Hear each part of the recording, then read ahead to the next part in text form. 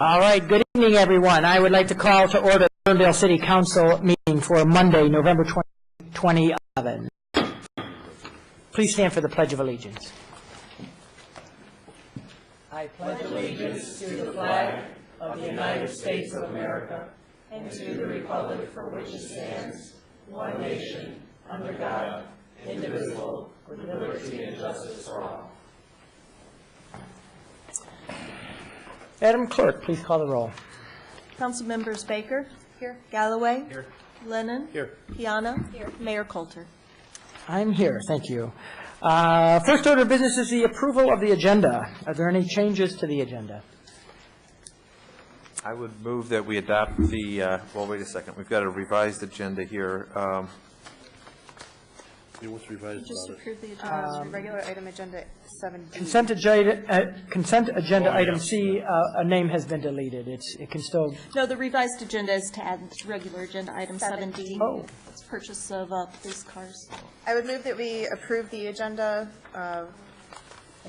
with the inclusion of new regular agenda item 7D as in dog, consideration to issue a purchase order for 4 new CVPI police cars to be charged to the fiscal year 2012 budget. Support? Moved by Mayor Pro Tem Baker, supported by Lennon. Any discussion? All right, all in favor say, oh, no, I'm sorry, roll call. That would be easy. That would be. Somebody, Oh, I'm Is sorry. this the point at which we ask for a consent agenda item? Or is it already, okay, it's already on the regular agenda. All right, sorry. That's okay. Okay, very good. So roll call on the approval of the agenda. On the consent agenda? We're not on the consent agenda you're yet, not? Frank. We're Oh, just I thought- approving the regular agenda. Yep, we'll get there. Now I believe we're ready for roll call. Council members Baker. Yes. Galloway. Yes. Lennon. Yes. Piana. And Mayor Coulter. Yes, thank you very much. That passes with the addition of item D on the regular agenda. The next order of business is a presentation, and I believe I saw our county commissioner, Commissioner Craig Covey, walk in. Just walk in. Commissioner Covey.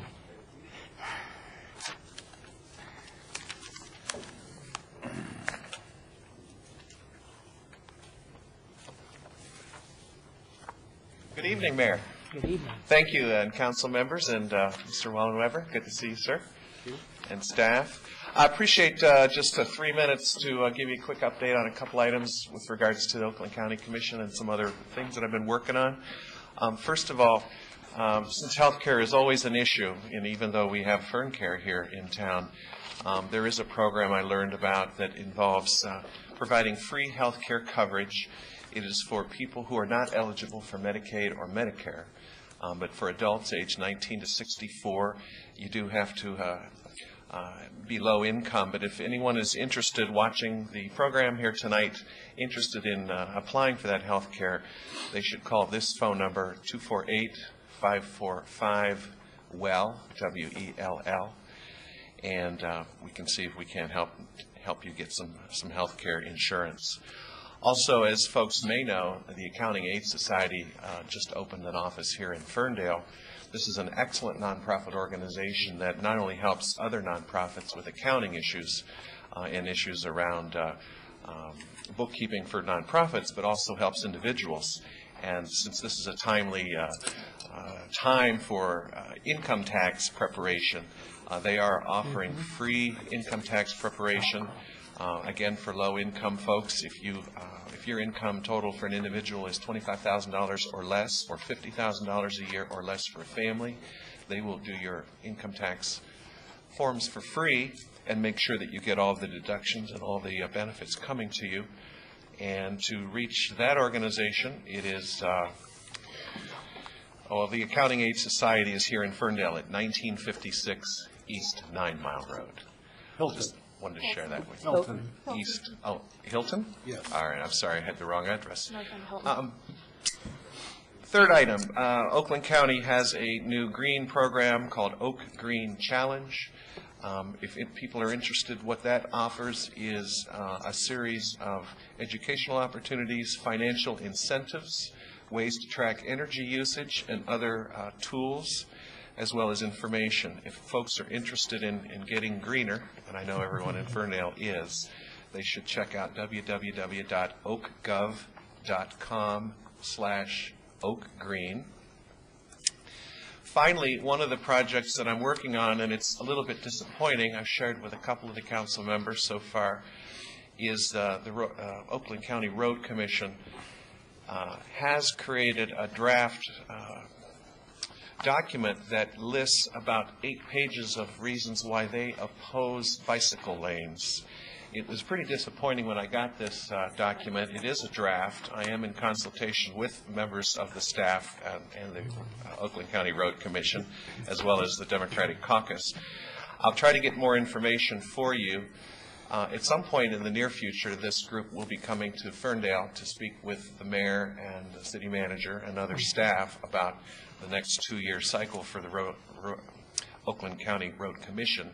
And at that point, I think maybe we might want to raise concerns about their evident lack of interest in bicycle issues. Real quick, finally, a lot of folks were disappointed to find out that Motor City Pride was going to be leaving Ferndale this year anyway and moving their big event downtown to Hart Plaza. I've been in consultation with a number of folks, including some council members, business owners, community leaders in my community, as well as the mayor and some of the bar and restaurant owners, and there is slowly coming to fruition the idea of some complementary events so that we'll still have large events in Ferndale, provide people with choices that will not conflict or compete with Motor City Pride, but would be complementary to those events. I think I'm having lunch maybe with the mayor tomorrow. Can't give you too many details, but if folks are interested, I'm working on it again with a lot of other folks. So even though we're a little bit disappointed this huge event is moving to Detroit, and we know that it may come back in the future, in the meantime, we will be looking at some events to hold in the city of Ferndale. And finally, I am selling tickets to the Taste of Ferndale, which is a week from tomorrow. Some of you are probably selling tickets too, but they're only $30. The Taste of Ferndale is on Fat Tuesday, March the 8th at Villanova. And that's all I have, but thank you for letting me share those items with you all. It's good to see you all. Commissioner, any questions for the commissioner while we have him? Just got back from Pontiac, and I was appointed the Democratic Caucus Oakland County Commission fundraising chair.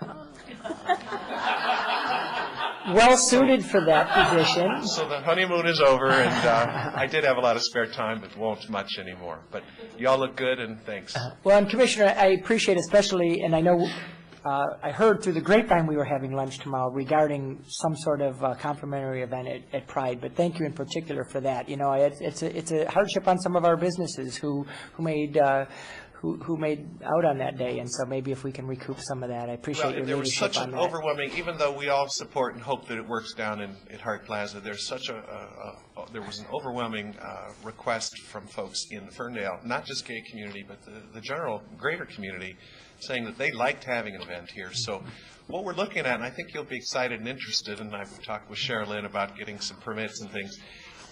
Smaller of course, but still fun and open to everyone, including the greater community, perhaps a parade or two, and some events downtown without street closures. That's what's beginning to gel. Thank you. Thank you. Thanks. Good to see you.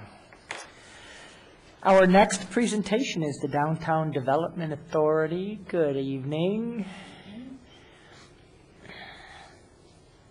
Get my seat here. I'm sure you can hear me. Am I far enough away, Sherilyn? What's that? You gave me a tip last time. Is that good? That's much better. Thank All you, right. Chris. Good evening, Mayor Coulter, City Council, City Manager, and everybody at home. I'm Chris Hughes, Communication and Marketing Manager for the Ferndale DDA. And we just thought we'd bring you an update today on what's been going on in terms of our infrastructure at the DDA. And we have a slightly new board of directors. We're going to go through these people quickly. I'm not going to take a whole lot of time, but we've got a great collection of individuals who help us make the important contribution, don't help us. They are the ones that make the decisions regarding how things are going to happen downtown. We've got I added it up, and there's like 150 years of experience here. I won't say who contributed the most, but very astute, knowledgeable business people who come to the table once a month. They meet once a month at our office. It's always the second Thursday of the month at 9 a.m. at the Downtown Development Authority, 149 West 9 Mile. Everybody is welcome to attend. It's an open meeting. And these people bring the best to that, and they also do other things as well. Our chairwoman is Veronica Lujic. She is the owner of the state-of-the-art framing gallery. She's one of the people that started really spearheading the drive to kind of help fix our parking system. So Veronica has been the leader for about 2 years now, and she just recently agreed to carry on as chairwoman. Wield that gavel. Vice Chairwoman is Stacy Tobar. She is our resident appointment to the board. She serves on the design committee, so a lot of the things that you see downtown now that are cool additions to our infrastructure and how things look, Stacy had a good hand in it. She's a landscape architect by trade, and that's the experience she brings to the board. Secretary of our board is Jackie Smith. She is the owner of the Candlewick Shop. I think a lot of people probably got familiar with her during the Finance Committee reviews. She serves as the chair of the organization committee. We have five committees, that operate under the DDA: promotions, organization, business development, parking, and Design, thank you. So Jackie is the chair of the organization committee, and she also works on the parking committee. And these are all volunteer positions. These are busy people taking time to make things better downtown. Treasurer Brian Kramer, he is the owner of Rosie O'Grady's and Cantina Diablo's, and he has also been spearheading our parking committee. He is the chairman of that. Steve Salvaggio. Steve has been around for years, owner of Western Market, an all-around good guy with a whole lot of experience in promotions and marketing, although right now he serves on the organization committee and the parking committee. Dean Bach, he's a new addition. We're very happy to have him. He owns Dino's Restaurant and Lounge. He's just got his finger in everything. He serves on the promotion committee. He is the chairperson of that committee and on the parking committee. And we're very excited because he's got a lot of energy, and we can always do it, says Dean. So we're excited about him. Gregory Mine, who is a partner at Foley and Mansfield Law Offices. He's just got a wealth of experience that we can rely on and turn to in some of those legalese discussion. He serves on the Biz Dev and the design committees. John McQuiggan, manager of Level One Bank. He serves on the promotions committee. He brings that financial background that we need when they're making some of those important decisions. Jerome Raska, owner of Blooms by JR Design, serves on the organization and parking committee. He's also the chairperson of the Chamber of Commerce. So Jerome knows lots and lots and lots about business, doing business well, making business work, getting businesses to work together to accomplish things, and he is a huge asset to us. Michael Hennis, owner of House Bayou, he's got an amazing resume of being involved in different businesses and in restaurants. We all like his Cajun style over there, but for us, he serves on the promotions committee. Ooh, I think that I have that wrong. Actually, he's on the Biz Dev. Thank you, Cindy. Biz Dev committee.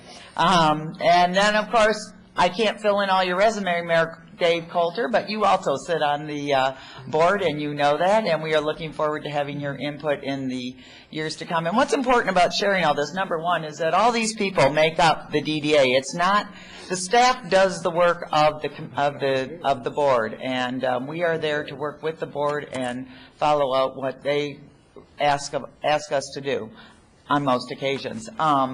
So that is our new board. If you see them on the street, say hello. If you've got a question, go up to them. They're all listed on our websites along with their emails and phone numbers. They're very accessible, and they're all volunteering their time to work in downtown Ferndale and make it better for everybody. And then two last things. I'm also promoting Taste of Ferndale, because don't we love it? It's March 8th. You'll be able to link to their link on our website as of tomorrow. And in 1 week, March 10th, We have our Entrepreneur Initiative, which is Downtown Ferndale Ignite. It's at Go Comedy. They make stuff up, we don't. And we will be having an excellent panel of speakers talking about how they got into business and what they did to get into our business district. And last but not least, you can always find all the information you need at downtownferndale.com. Thank you. As always, thank you. Any questions for our DDA representative tonight? Thank you very much. Thank you. A couple of little walk-on presentations that I'm going to allow tonight. They'll be very brief, but for the first one, I'm going to ask our city manager to introduce the newest member of our staff. Yes, I'm very pleased, and Derek is here to introduce Derek Delacourt. Derek is our new Community and Economic Development Coordinator, comes to us.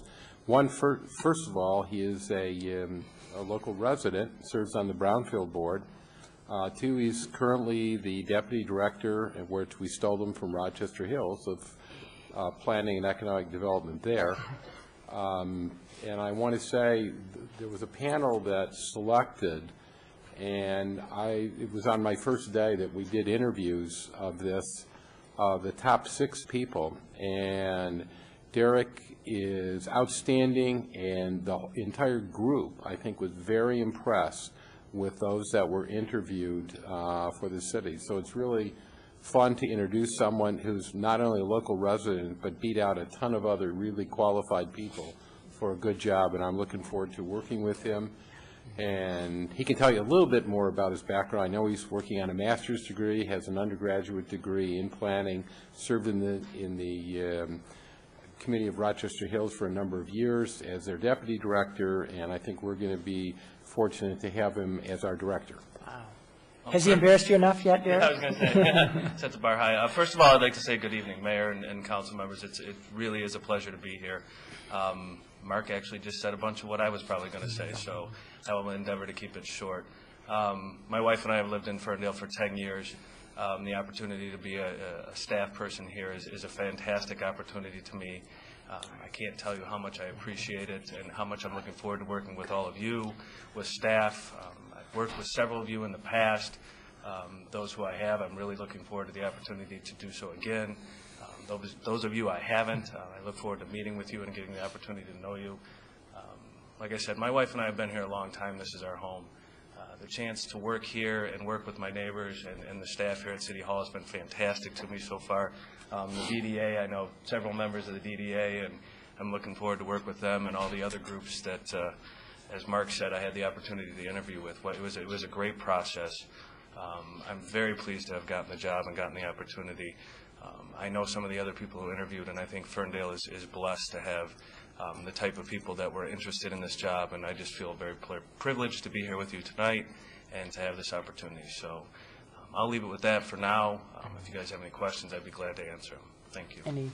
Derek, I'd just like to say welcome aboard. I worked with you before on the Brownfield Board when you were volunteering your time, and I assume that this position you're taking, you're going to volunteer your time? I got a feeling I'm going to be volunteering a lot of my time. It's not happening. He's already volunteered with the planning commission at our last meeting. Any other? No, I'm really excited that you're here and excited to have you jump right in. We have a lot of work to do. I know this, Derek. All we kept hearing is we have an incredible pool of applicants, all very good. So for you to rise to the top of that group, we're looking very forward to you being here in Ferndale officially as part of the staff. Thanks so much. Thank you, Mayor. And like I said, I know several of those people, and I feel proud to be the one selected, but at the same time, I think there was a lot of qualified candidates, and I don't think Ferndale could have made a bad choice. So thank you, and I look forward to seeing you soon. Thanks. His first day is March 14th. March 14th. Awesome. Welcome aboard. Yeah. One other group I would like to recognize. If you look behind you, you'll see some young men and some older gentlemen in a brown uniform. That is Troop 1204 from University High School under the direction of troop leaders Joe Parton and Bill Reeves, right? And they are here to earn their merit badge in citizenship in the community. So, guys, thanks a lot for coming by tonight. Welcome. All right, the next order of business is our call to audience. Call to audience is up to 30 minutes now and more time if needed at the end of the meeting. I ask that you please limit your comments to 3 minutes or less on any issue that is not on the agenda, as you'll have an opportunity to comment on agenda items at that time in the meeting. Please state your name and address, or write it on the sign-in sheet at the back so that the clerk can have that information. This is your 3 minutes. It's not ours, so we'll give you your entire 3 minutes, and we'll reserve our comments till the end. Thank you. Dan Martin. Thanks. My name is Dan Martin, 1447 West Hazelhurst. And I feel I got everybody working for me here today, which is great. I'm here on behalf of the Ferndale Community Foundation. I want to plug the Taste of Ferndale, which is a week from tomorrow. This is our annual and biggest fundraiser. And if you're unaware of the Ferndale Community Foundation, we raise money over the course of the year to give out in grants to nonprofits with projects within the city of Ferndale. We've given out over $52,000 to the community since its inception. It's in 2003. So a really tremendous cause. We've got some great sponsors this year. Garden Fresh Gourmet has come on as a signature sponsor, and the Blue Care Network of Michigan as well has also come back as a sponsor. We'll have 14 restaurants. Metro Jazz Voices is going to join us again for music, a silent auction, a cash bar, and it's just an absolutely great time. And we'll have an afterglow at Howe's Bayou. So that's next Tuesday. If you want tickets, you can buy them from the commissioner, but I got them too. You can also get them online, or my phone number is 248-672-4067. Thank you very much. Thank you, Dan. Anyone else in the audience would like to address council this evening? Hi, Will Lewis of American Pop. I'm Ferndale's collectible and nostalgia shop located at 175 West 9 Mile Road in downtown Ferndale. On last Independence Day, the DDA office threw out 8 unopened boxes of the Guide to Ferndale Business Books. Each box contains 210, and these symbolize about thousands of dollars of taxpayers' money just thrown away. Even more demoralizing is the fact that some store owners went above and beyond the money that is garnished from us against our will under protest to be used on projects that we never approve of. It took out half-page and full-page ads and believed the director when she said she'd promote our businesses and hand out these materials. When asked recently about the demise of the Strawberry Moon Bakery, your employee responded, "Businesses come and go," and that's an easy statement to make when you're occupying a space that is paid for at the taxpayer's expense, where no one can see you come and go, and there's plenty of room to store materials that taxpayers may have paid for. On the cover of this book is the former DDA secretary who resigned to seek employment at the Rochester DDA. I believe one of the last things she was asked to do before she left was to print a rush job of the PSD tax packet. It may have cost the residents of Ferndale about $4,000. It may have been done at a Kinko's and Royal Oak, of course, when everyone knows, because UN Council never held the DDA accountable or made a motion for to audit the DDA. I'd like to suggest we return this to the print shop from where it came from. Maybe we get some type of credit. Give a few bucks back to one of those many police officers who lost their jobs. We'd had to find out where that print shop is or who designed this packet. So maybe Mr. Mayor Coulter, next time the DDA comes up to speak, you could ask Christina where were these designed at. You could ask her, where is your uncle's print shop? I'd like to ask you, Mayor and Council, to consider in the future on a next agenda, maybe soon, to consider placing some type of legal cap of just how far the tax money that you continue to give the DDA can go outside the city of Ferndale. I know you recently approved $110,000 of the taxpayers' money to go to building signs and kiosks on 9 Mile, so that out of the 28 places or so now that offer weaves, wigs, and massage, one can decide which one to go to. And that money you allow to go to Chicago. So at the very least, you could make some type of ordinance or whatever you call it to force the DDA director to put the money back into the very community that she claims to represent, or at the very least the state of Michigan that we're all employed in. I have this information in type form. Close to 3 minutes, just so you know, Will. Sure. I'm done. I have this information in type form. I'd like to give it to all of you, and I'm requesting that it be officially put into the minutes. I'm also requesting that you respond in legal response to 175 West 9 Mile Road, Ferndale, Michigan, 48220. Send that response to a building owned by Ferndale attorney Thomas Perlman and former DDA board member. Response to questions in this letter? Yep, I appreciate it. That means he has to file a FOIA with us? All right. Thank you very much, Will. Thanks for your time and consideration. Anyone else for call to audience this evening? Good evening, Sherry Wells, And this is the next meeting of the Downtown Neighborhood Association. We took a few months off due to weather, which turned out to be very good planning not to have meetings. Tuesday, March 15th at 7 p.m. The church that is hosting us this time is the First Baptist Church on Pinecrest, just north of 9 Mile Road. And the program will be the Ferndale Time Bank. And Michelle will tell people about that. If anyone out there hasn't had their chance to hear about this, you really need to. I first heard about it about 20 or 30 years ago when it was a group of people spread all over southeast Michigan, and that made it difficult to even consider. But when Michelle is bringing this to our 4 square miles of Ferndale and is going to make the good neighbors even gooder, because we'll get to know each other by being able to help each other out. Now, when you come listen to her talk, I challenge anyone, I think anyone can be able to list 6 things, 6 services that you could do for other people here in Ferndale, and 6 services they could do for you. I didn't think I could list that many. By the time she got done talking and people gave examples, I had 6 of each easily. And especially in this economic times, this is just going to be a can't miss. So if you haven't had the opportunity before to hear about this, please come that evening. And it would be great. It may be light enough that you won't even have to worry about driving in the dark to get there. Thank you. Thank you. Anyone else for call to audience this evening? All right, seeing none, I will close call to audience. We will move on with our consent agenda. Consent agenda items are those things that we consider routine and we enact in one motion. A, approval of the minutes of the regular meeting held February 14th, 2011. B is approval of the Memorial Day Parade and observance on Monday, May 30th, 2011, and the authorization for the mayor to sign the agreement with the Ferndale Memorial Association. C, the confirmation of reappointments to the Beautification Committee. And D, approval of the bills and payrolls as certified by the city manager. Is there a motion? Does anyone want to pull anything from that? Oh, that'd be a fair question. Would anyone like to pull anything from the consent agenda? Yes, I would like agenda B pulled. B, item B, pulled from the consent agenda. We'll put that as item 7E on the regular agenda. Any other items? I would move that we adopt the consent agenda with the exception of item E as in boy. Support. Moved by Baker, supported by Piana. Any discussion? Madam Clerk, please call the roll. Council members Galloway? Yes. Lennon? Yes. Piana? Yes. Baker? Yes. And Mayor Coulter. Yes, thank you very much. That brings us to the regular agenda. Regular agenda item A is the consideration of a Class C liquor license renewals in the city. Mr. Wallenweber, do you want to introduce that item? Yes, sir. Each year, under state law, we have the ability to review, and the council has done this in past years, all of the liquor license in the city.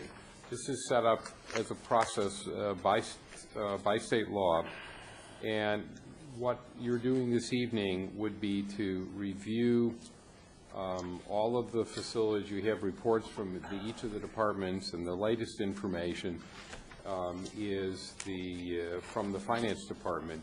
And note that since today was tax day, not all of that is the most current information. But you would be setting the hearing for March 28th at 7:30 for all those that have any outstanding financial issues, not just water bills or taxes that were due, etc.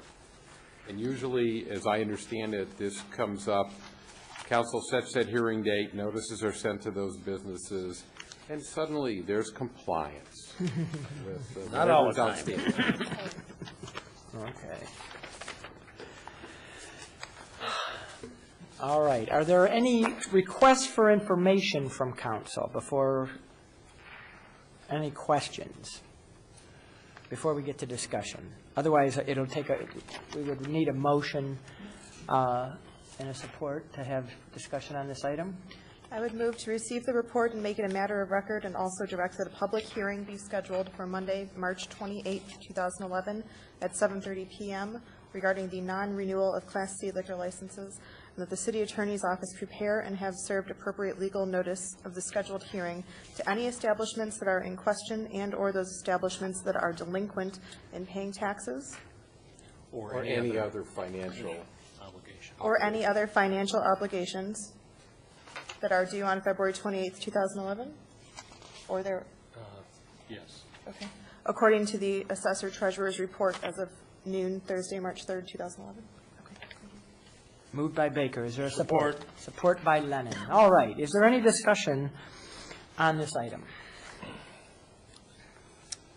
I see that we've got several businesses that do have some outstanding, but again, this was as of last night or 2 days ago. I have a lot of them are familiar. I imagine there will be a much smaller list as of Monday. We hope so.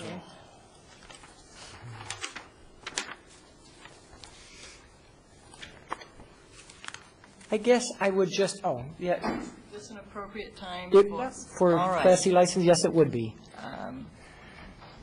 My understanding from reading what was in the agenda packet is that the hearing would be for certain ones that are in question of, that will not be automatically renewed. Do you have a list of which ones those are, of the 34 bars and restaurants serving liquor that we have? Yeah, that's not my understanding. No. Right? There is a list, but we don't automatically revoke them that day. No. No. So does this mean that the public hearing would be for, you said March 28 is the motion? Monday, March 28th. All right. And that would be a public hearing, it says, for establishments in question and/or in default. Who determines which ones are in question? In question regards whether or not they are in compliance with city ordinances. And we've got, at the end of the day, Friday, we got the last report from a department director, and they are all in compliance with city ordinances currently. All right. My understanding of some city ordinances that some of them are not in compliance with, such as the noise ordinance, even as it stands now, is still a lack of compliance, especially in health and safety, which are some of the criteria, because excessive noise does affect health and safety. Public hearing would be the time to talk about that. I'm sorry?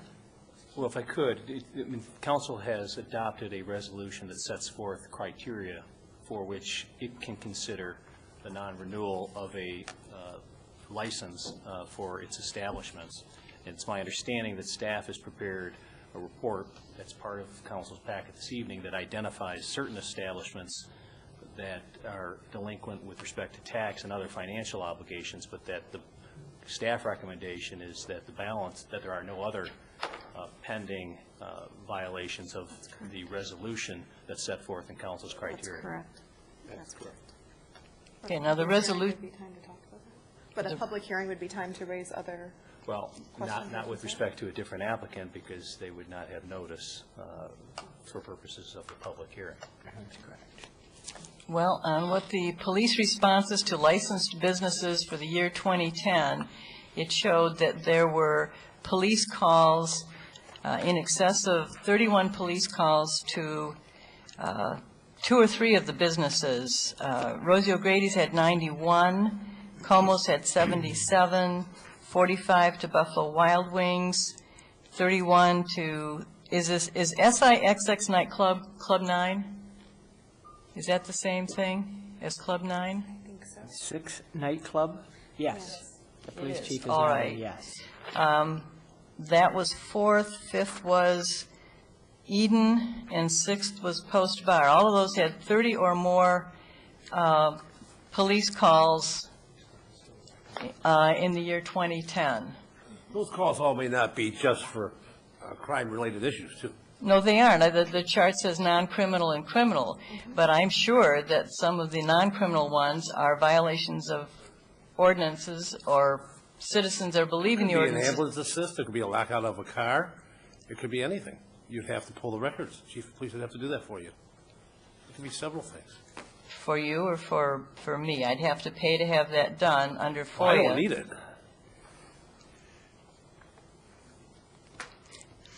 So the fact that Rosie O'Grady's has 91 calls by a police force that's being laid off one at a time or several at a time is okay. It's not something, I was told months ago that one of the times that we residents could raise an issue was at the liquor license renewal. And I'm trying to do that. That's the 28th. If I could, through the chair, I mean, there is a recommendation in the packet from the police department recommending that, with the report on both the non-criminal and criminal contacts, it still is making a recommendation for renewal of all of the establishments as it relates to that issue, to the extent that council, in light of the comments heard, determines that it wants additional information with respect to any particular establishment. It could ask for that and still schedule at the first meeting of March for that material to be provided, and those, and should it wish to take further action to schedule a public hearing on the 28th, it could do so. Thank you. Well, and that's a good point, because we did get a memo from the police department that both delineated all of the calls made to these establishments, and it did, and I guess I did want to ask the chief this, it did say that the number of calls are up this year, and yet, from the perspective of the police department, that was not considered a problem. None of these establishments were targeted by your department for needing any extra attention by council, correct? That's correct, Your Honor. Good evening. I did go today actually through all of these to make sure the number 91 was somewhat interesting, so I did want to make sure what those numbers represented. Primarily, a lot of the 91 were response to calls for noise complaints, most of which but one resulted in a actual report being written. Most of them were calls for service, to the extent of probably over 50% of those calls. There were 10 criminal complaints, as the chart does indicate. I did look at each one of those. They were what you would expect: a couple of assaults, domestic violence, a couple of felony warrant arrests, a parole violation for someone that was in the establishment drinking when they weren't allowed to, a couple of injured person reports, one larceny, and of course the noise complaint I spoke of. So those were the 10 that are represented in that last column. Of the 91, most of those were calls for noise checks, where we went out with the noise meter and checked that. Okay. And the other non-criminal ones would be like the things that Councilman Lennon spoke of. You would have auto lockouts that we would, sometimes in CAD, we would utilize that address because that's where they called from for an auto lockout or for a traffic accident. So a lot of those numbers in that 24 represent those type of non-criminal activities that we would respond to, which is typical of a very busy establishment. Mm-hmm. And then I checked Villanova, and I checked the other ones that had a strikingly large number of calls for service, and they would be similar situated. Villanova had several liquor control violations that were written.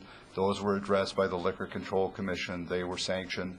And since the time of that sanction, we've had absolutely no issues there. So that, that was the process working properly. We went, they addressed, we came to an agreement, and everything has been fine since then.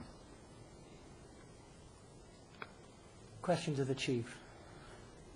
So it's fair to say, I guess, from the letter that although we, because as you said, we have a busy downtown and establishments that are busy, it's fair to say that they are operating within a normal range of activity that doesn't cause your department undue stress.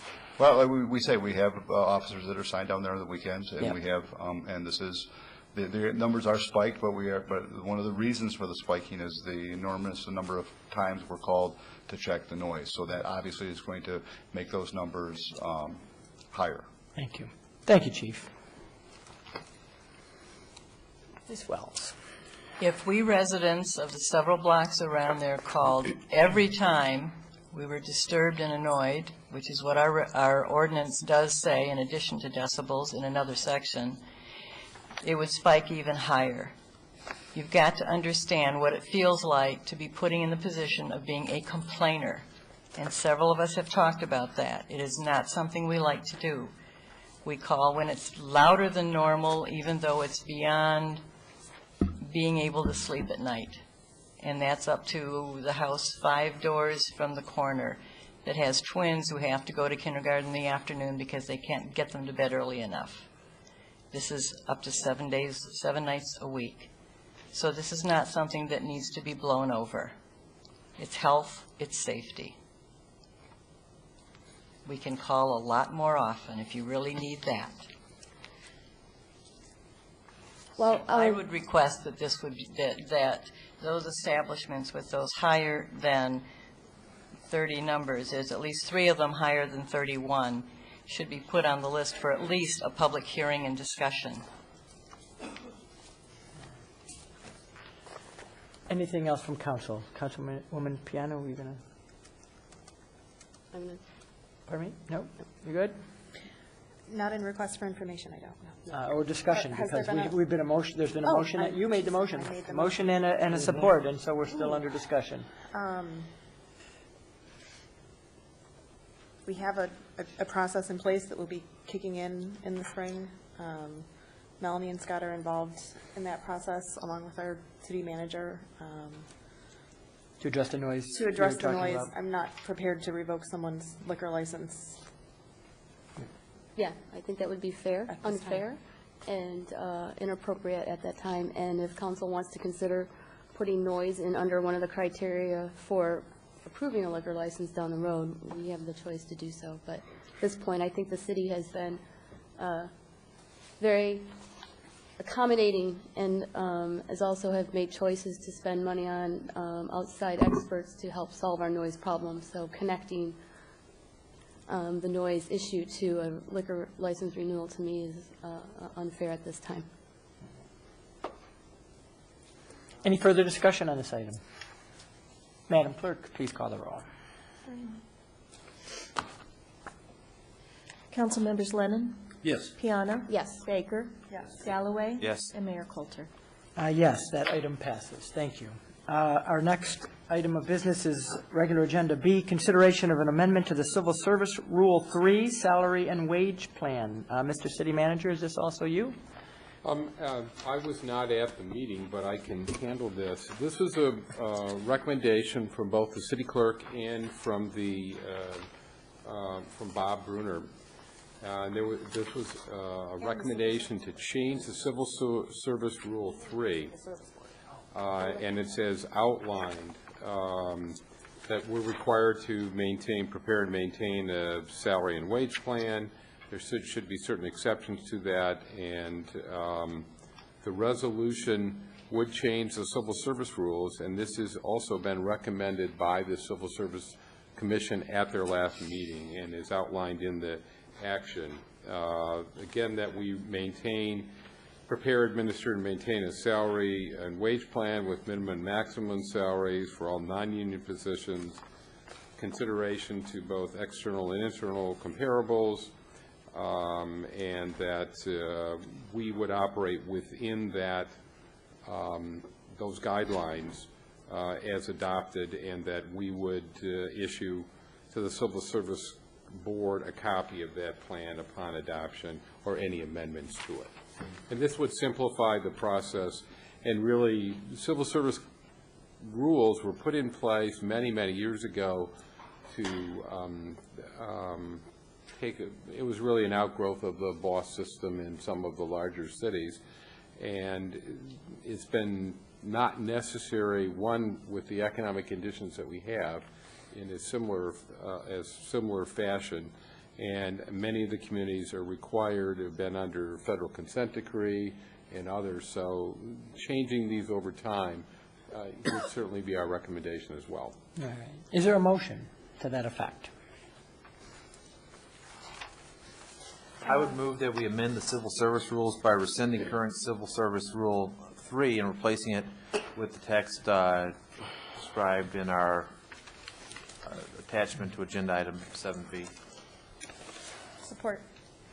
All right. Moved by Councilman Galloway, supported by Baker. Is there any discussion I had on this item? I had one question. There is one small difference between what Bob Bruner recommended and what the board passed, and it's the last sentence, that the city manager shall submit to the Civil Service Board a copy of the salary wage plan upon initial adoption and amendments thereto. It was not included in his recommendation, but it made it into the board. And That's not a problem for us to comply with. Okay. Yeah. It's a small thing, I know, but That's good, and really, we should be reporting back to the Civil Service Board about specific changes and stuff, so I don't see that as a problem to do. probably would do it annually after adoption of the budget. Very good. Any other discussion on this item? Madam Clerk, call the roll. I thought you said it wasn't in the motion. Are you ready to vote? Yes, we are. Council members Piana? Yes. Baker? Yes. Galloway? Yes. Lennon? Yes. And Mayor Coulter? Yes, thank you. That item passes. Our next order of business is regular agenda, item C, consideration of qualifications for the position of assistant to the city manager. Councilman Lennon, I believe you asked. Yes, for this. Mayor, I brought this up last meeting we put on this agenda simply because, and I can converse with Mr. Wallenweber regarding this. This will be going out soon for this position, and I thought, and I think somebody else agreed at the table at that time, it might have been Councilman Galloway, that the qualifications and the job responsibilities are quite extensive.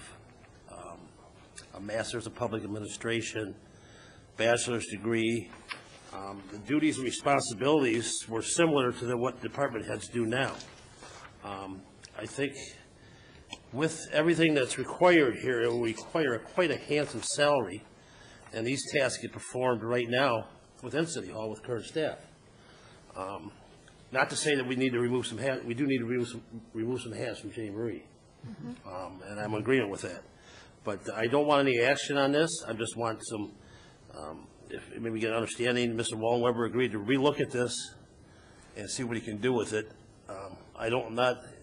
We're trying to reduce expenditures, and this is a $100,000 a year job, or somewhere close to it. If you pull out, you can pull out somebody young, and it does indicate here education and experience for substituting required education, but we can include that in the Mr. Wallenweber's revamped.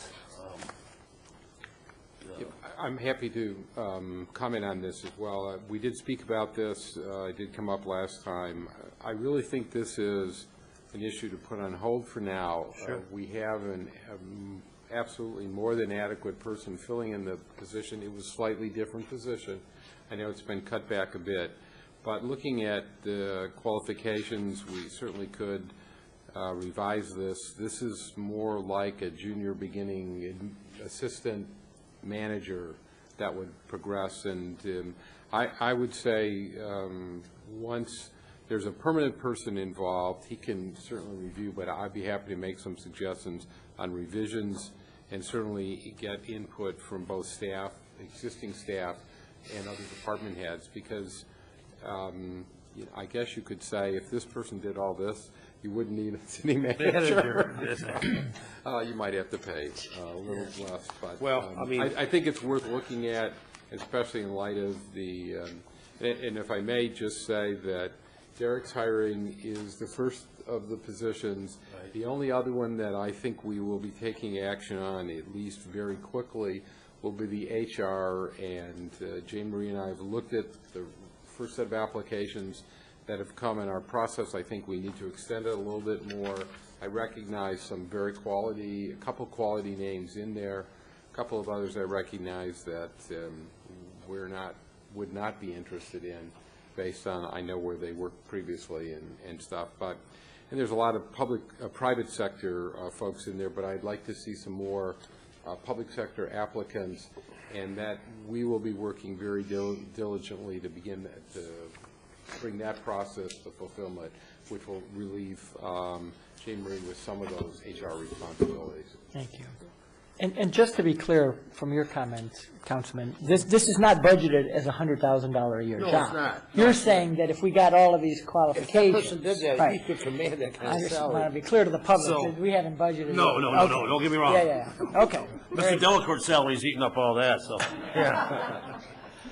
So you moved to table this item. Is a motion to table appropriate? I just want to send it back for review. You just send it back for review, then no motion is necessary? Yeah, well, I also wanted to comment. I know I disagreed a little bit with Councilman Lennon on this position, but I think our common ground is that we know that we need to retool this position, right? That's what I'm asking. Yeah, but we're not real sure on all the details yet, and I know that a lot of cities are struggling to cultivate new city managers, and as a general industry of city managers, we're losing them at a rate, and we're not cultivating leaders to step up into city manager roles. So the pool of city manager applicants is getting smaller and smaller in the state of Michigan.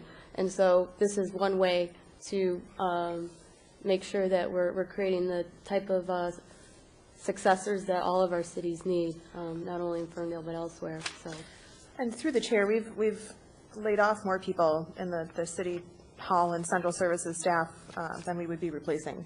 One of the reasons for elevating a job like this from simply reposting Shirley's position to something that could do more analytical work is that we currently have an assistant city manager, finance director, treasurer, HR director who is one person wearing all of those hats. And assessor. She's over assessor. Well, she supervises the county doing our assessment work. So, and she works 16 hours a day. The need for some more depth in our organization as we reorganize up there, I think, is very real, as we are looking for cost savings, and we have our residents asking us, have you done this analysis, and have you, checked this possibility?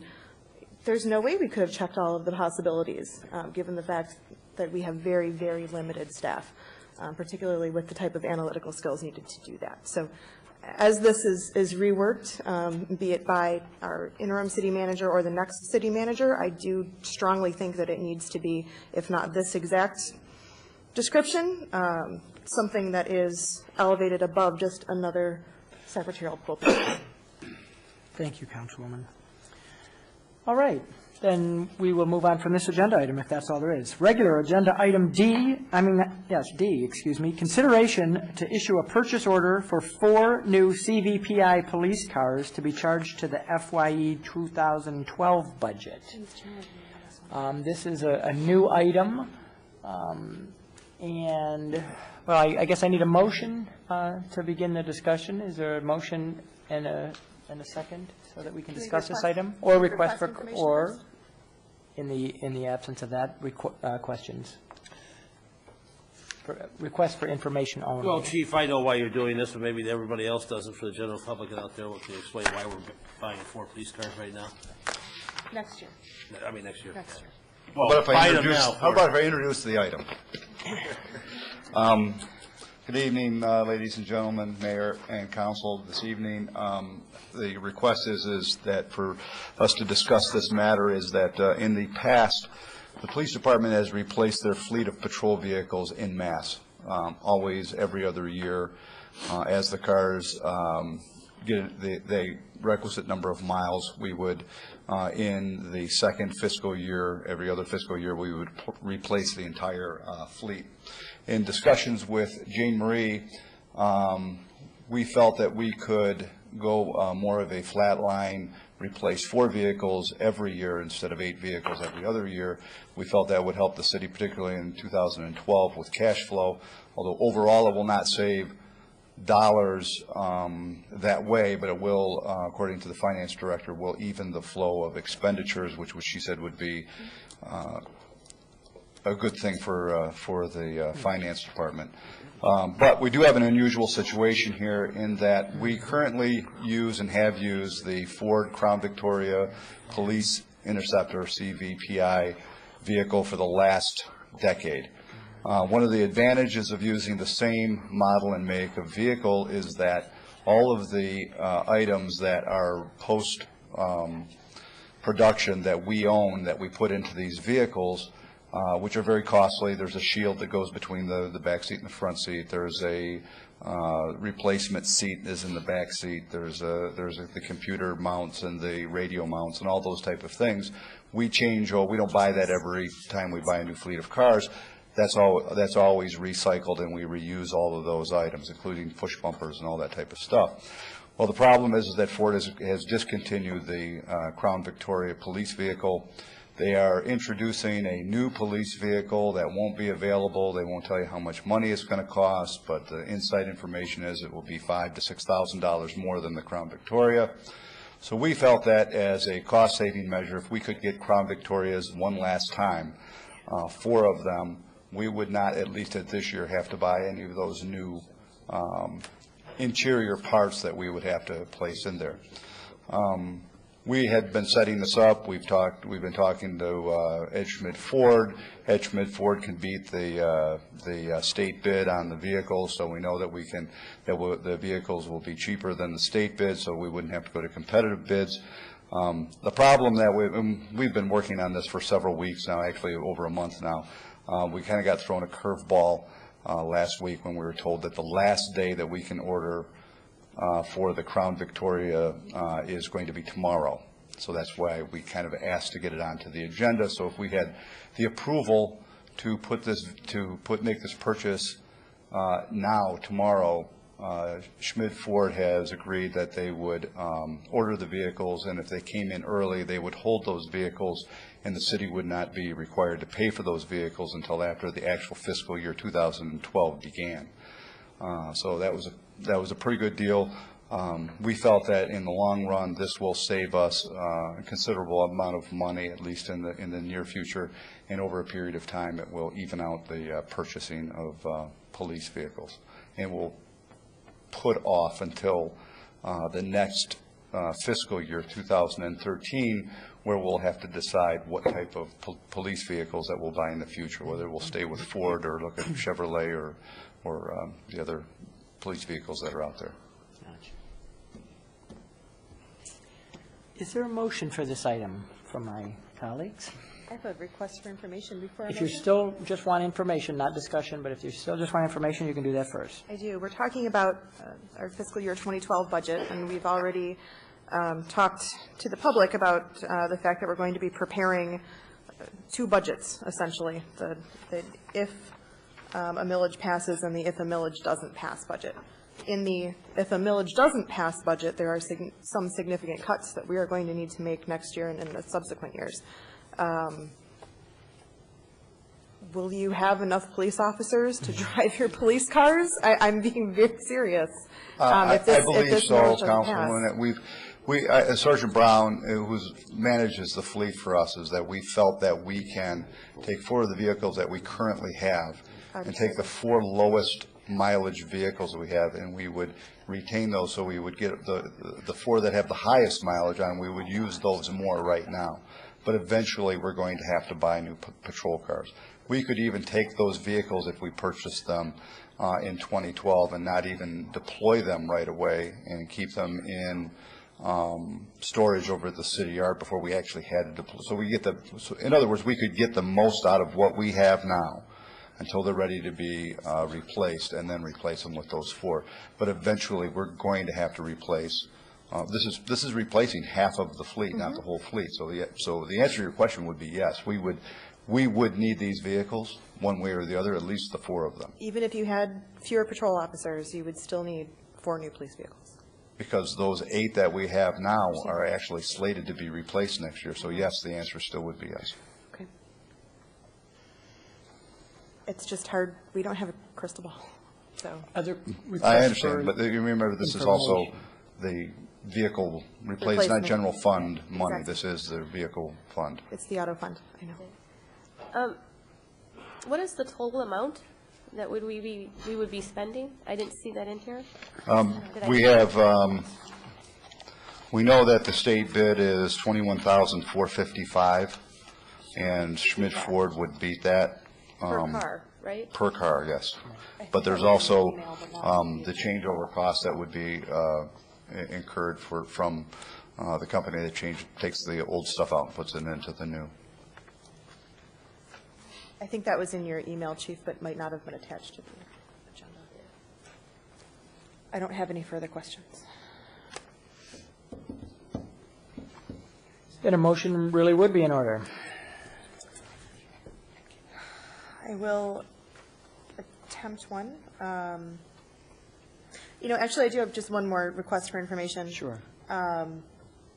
If we approve a motion to issue a purchase order tonight, we are definitely purchasing. We're not issuing a purchase order with any sort of caveat that we are going to decide on May 1st whether or not we want these and potentially stick Schmid with them. We are saying we are buying these. Well, I would not ask you to do that to Ed Schmidt Ford. They've always been very good to us. But yes, that is true.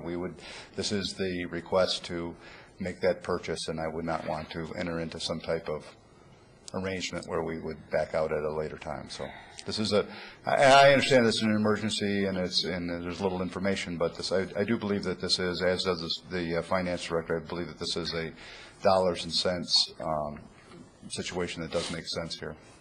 I would move that the city issue a purchase order for 4 new CVPI police cars that would be charged to the FYE 2012 budget as presented in the police chief's memo dated February 25th, 2011.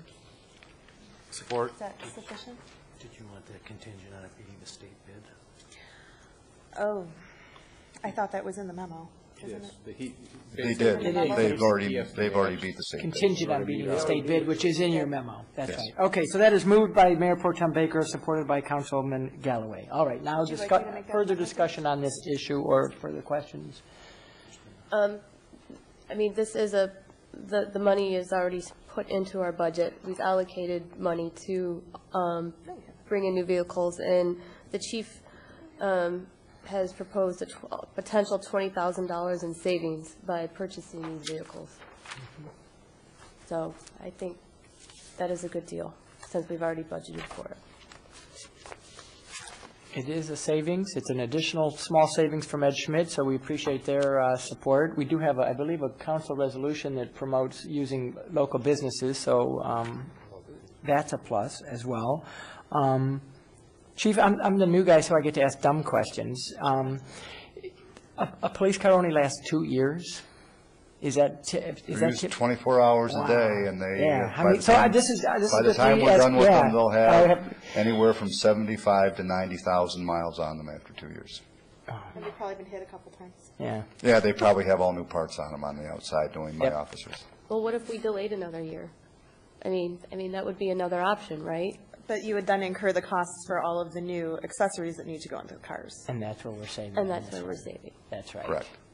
So we're delaying the accessories and the new cars for a year. And your point is well taken about the millage, is that this is not from the general fund. This is already a designated fund. It's not affected by the millage. So we've got to do this one way or the other, and Well, but the number of police officers. That's is correct. affected by the millage. that's correct. All right, any other comments? Thanks, Chief. Madam Clerk, please call the roll. Councilmembers Baker? Yes. Galloway? Yes. Lennon? Yes. Piana? Yes. Mayor Coulter? Yes, that item passes. Thank you.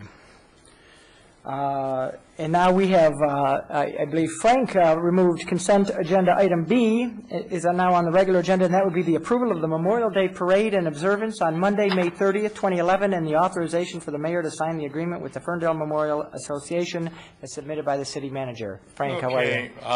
Good evening.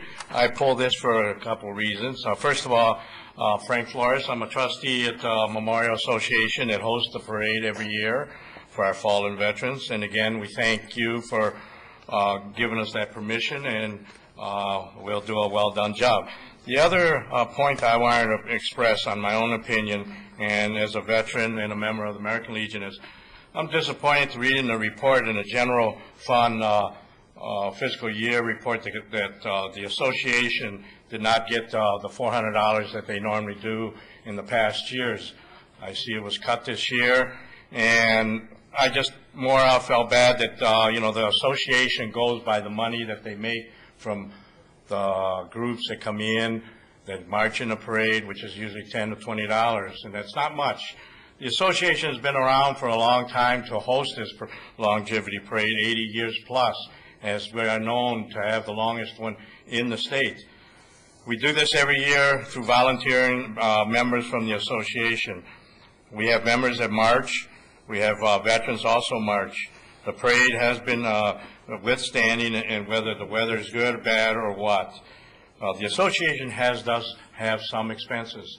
Some of the expenses consist of sound system, mailing, printing, and so and so. Normally we gain somewhere between $300 to $400 on groups, plus your general donation.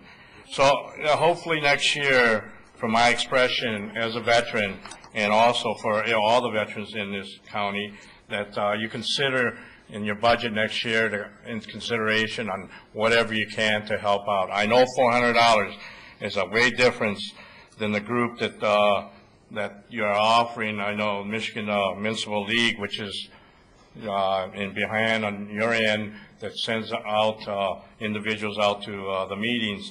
I see they got $8,500 was projected for them this year, and $8,500 was last year, and I can see they'll get that next year. So again, for the veterans, those who have sacrificed their lives, and for those who are still up, like myself, we march in honor for them. We have some considerations on next year's budget that, again, I wasn't around to speak of when this came on about. So I thank you and good evening. Frank, thank you so much. Are there questions of Frank, or otherwise a motion would be in order? And then discussion.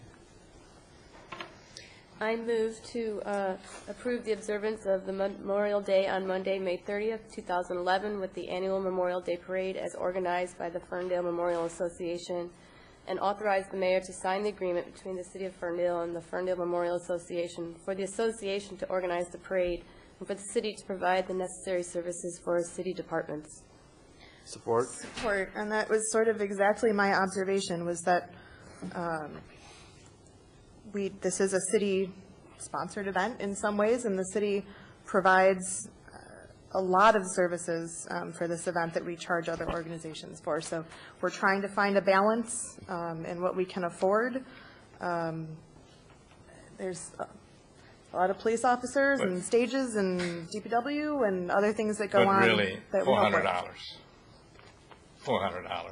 That's all I'm saying. I mean, we operate on our own, and this is the most, you're the most that gives us the quantity us to operate. And yeah, if you figure we're a small parade, we don't get many groups, and we can only operate on what we got. So again, I'm hoping for next year that you consider put us back on a bankroll for just that $400, just for the veterans.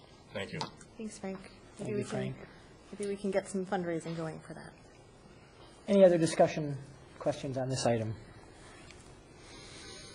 Madam Clerk, please call the roll. Councilmembers Galloway? Yes. Lennon? Yes. Piana? Yes. Baker? Yes. And Mayor Coulter. Yes, thank you. That item passes. That brings us to council liaison reports. First one being the 8 Mile Boulevard Association. Anything to report? Not at this time. No. I would be interested in hearing something from them. I mean, we haven't heard from them for almost a year. I can request that they come, sure. That'd be great, yeah. Unlike the Woodward Avenue, they've been much quieter, haven't they? Woodward, we hear a lot more from. Michigan Suburbs Alliance. I look to Councilwoman Piana all the time, although it's not, maybe that's not fair, but. I'm going to pass. Do you want to announce the transit open house? No. Oh, I'm sorry.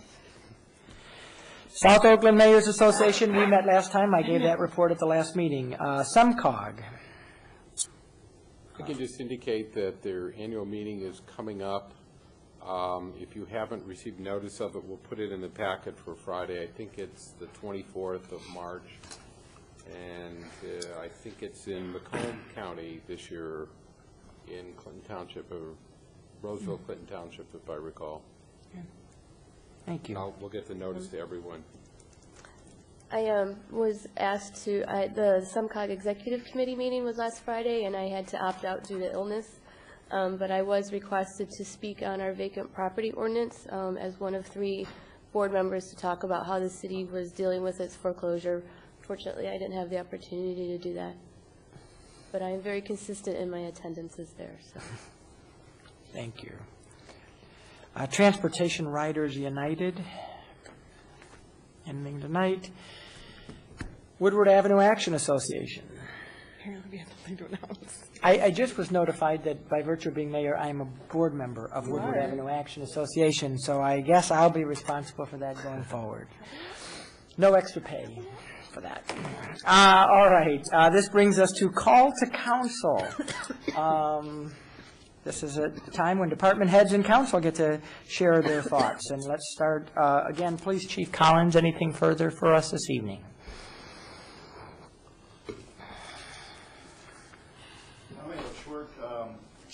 notification that I was found out today that the Drug Enforcement Administration would again like to have the prescription drug drop-off thing that they did last year. We received about 20 pounds of prescription drugs from residents. It was very successful here. It was very successful statewide. Sometime in April, they have a hard date, but I just wanted to re-advise the citizens to let them know that if they do have those type of items in their home that are expired or no longer needed, that will have a collection point here sometime next month, and we would really appreciate it if they would help by dropping that off. Thank you. Thank you, Chief. Fire Chief Sullivan, anything to report this evening?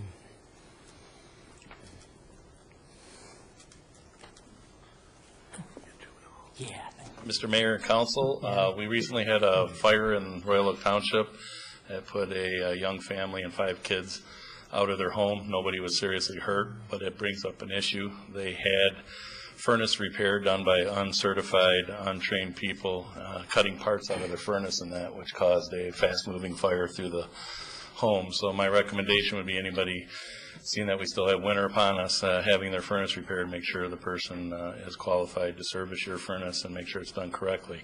Had it happened at any other time of the evening or early morning hours, there could have been fatalities at that fire. Great reminder, Chief. Thank you.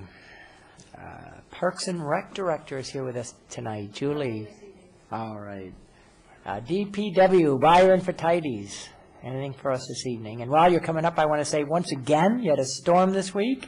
Well done. I think everything plowed within 24 hours if I'm reading your email correctly. Yeah. Speaking of that storm, we would like to ask the residents that not to put your garbage cans out in the street when we have a snow emergency, because we're plowing curb to curb. And, for example, the snow emergency was extended for 2 days. And so when we were in Northwest Ferndale on Tuesday, we had a difficult time with some of the streets because the cans being placed out in the streets, and we had to go back on Wednesday. So Northwest Ferndale was plowed 3 times, and we certainly could have avoided that. So we're just asking the residents. I know it's very difficult with all the snow that's been placed at on the berm area, but if you can just put your cans and recycling containers on your driveway, in your driveway approach. And we've instructed the sanitation company, Car Trucking, to, when they empty the cans and the recycling bins, to put them in the driveways. Don't leave them in the street. Okay. I think we have some. Yeah, I just want to ask you question. Oh, I'm sorry, Keith. Go ahead, Councilman Lennon. Just want to know how our chief mechanic's doing. Michael is recuperating. We're hopeful that he might come back Monday, not Monday, but in May, but he's facing some additional surgery, and so he's a very valuable person. He's been with the city almost 36 years. He runs the motor pool, and we're hopeful that he can get his strength and come back. Okay. Councilwoman Baker. Just a quick question. The snow has really been keeping you guys on your toes. You've been doing a fantastic job, and I wonder, where can residents go to find out if there's a snow emergency or if it has been extended? Well, many of them call the police station. We do notify the police station when we do have an emergency, and then when we do take it off, we call the police station. When we declare emergency, there are radio stations and TV stations that we contact. We also put it on our website. But when we take it off, the stations don't want that. They're not going to announce that, oh, by the way, Ferndale took its snow emergency off. So if you want to find out what an emergency has been taken off, you call the Ferndale Police Department. And that rule of thumb, like we see on the blue signs all over town, is that if it's 4 inches of snow predicted, get your car off the street. Yeah, and the police department has been extremely diligent this year in ticketing vehicles. Just to let people know, once the street is plowed, basically curb to curb, once your street's been plowed, the first day of the emergency, then you certainly can put your vehicles out. What was being targeted was those vehicles that you knew had not been moved from the previous snowstorm. And then when we went back Tuesday, we still had the emergency, we were trying to get streets that cars had been on, but there were still cars that had been not moved, and those cars were being ticketed. So even though we had a snow emergency declared, if you had your car on the street and it wasn't plowed in, it wasn't covered with snow, you weren't going to get a ticket. And that's what we had asked the police department not to issue tickets to those people, because it just didn't make any sense to do so. Okay. Thank you. Thank you, Byron. City Clerk, Sherilyn. On the subject of snow, I've been working with the code enforcement officers this week. I just want to remind residents that we also have an ordinance in place that requires you to clear the snow from your sidewalk, basically within 24 hours of the end of the snowfall, and we have been diligent in ticketing those instances as well, so don't forget that. And secondly, we have an election coming up. For anyone who is on our permanent absentee voter list, we will be sending out applications for ballots next week. There's always confusion about this. We never automatically send ballots to anybody. State law requires you to file an application for a ballot first. So those applications will be going out next week. If you would like to vote absentee in the May 3rd election, please call the city clerk's office and request an application for an AV ballot. Thank you. Mr. Wallenweber. Good thing I would add is that last week Byron and I met with the city engineer, and even though council, we of course didn't tell the contractor this, but council approved the prices for street repairs as part of a 3-year contract that we have with that particular contractor. And the city engineer was able to secure last year's prices from that contractor. So it's a small savings for us, but I felt it was, Byron and I felt it was worth asking. He went and asked, and they agreed. Primarily, their one sub was the key subcontractor, and he agreed to grant us last year's prices. So no increase for this year in what council approved. Thank you. City Attorney Dan Christ. Nothing tonight, Your Honor. Thank you. Mayor Pro Tem Kate Baker. I have 2 event announcements this evening. March is the time in Ferndale when we have fundraisers, although wisely FernCare moved ours to May. So the first is at the Ferndale Education Foundation, which is a group of Ferndale School District residents who work to fundraise to supplement educational programs in our public schools, is having our annual dinner. That Ferndale Education Foundation dinner will be at Boogie Fever, as it was last year. It was a lot of fun last year at Boogie Fever. It will be on Thursday, March the 24th. Tickets are $30, and there is a raffle this year as well. We started it last year, had some good interest and success, so we're doing it again.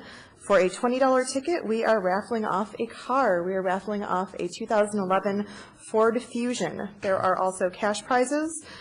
We just gave away an iPod Touch, and we'll be giving away an iPad as well.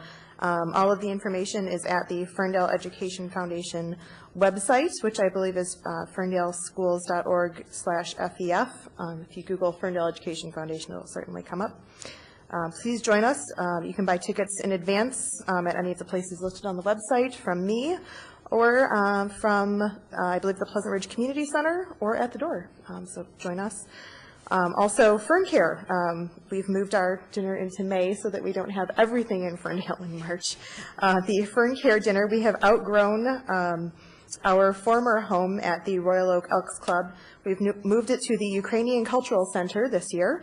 It will be on May the 5th. That's also a Thursday evening. That is a $40 ticket. Our keynote speaker will be Al Brooks Patterson, our county executive, will be joining us to share. I believe we will be sharing with him, as much as he shares with us, information on health challenges that Oakland County residents face.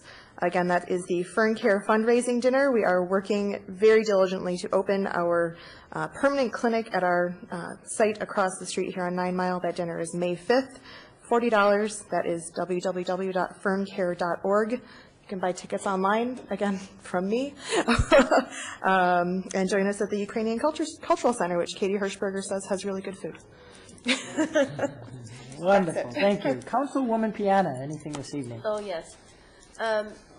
speaking of fundraisers, and it's already been said tonight, but I have tickets for the Ferndale Community Foundation Taste of Ferndale. I sit on the board, and I have tickets to sell, and I encourage people to come and taste all the great restaurants that we have, and also see the items up for silent auction from our businesses, whether it's their products that they sell or the services that they provide. It's a great way to help raise funds for the Community Foundation that makes reinvestment back in the nonprofits into our community. I've been asked to be a panel speaker at the